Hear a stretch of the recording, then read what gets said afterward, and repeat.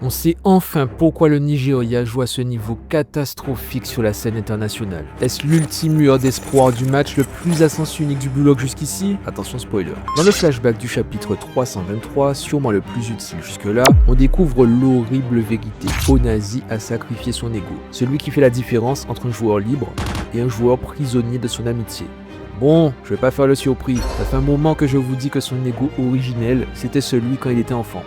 Kuzo, mon gars sûr, l'avait vu venir.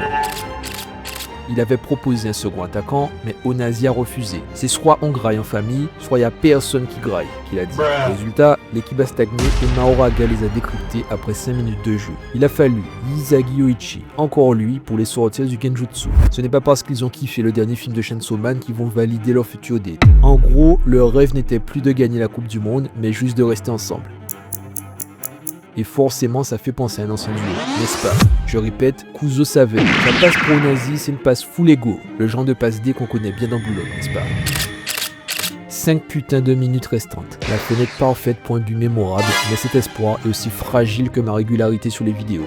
Parce qu'en face, t'as Izagi Yoichi, le manipulateur d'espoir et de désespoir. Il a quand même dit à Eiko, même s'il marque, on va quand même gagner.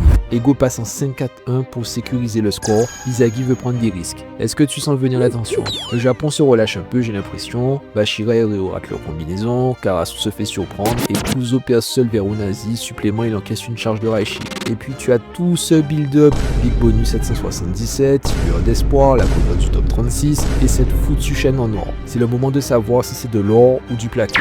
Si l'auteur va gaspiller tout ça avec rien à l'arrivée.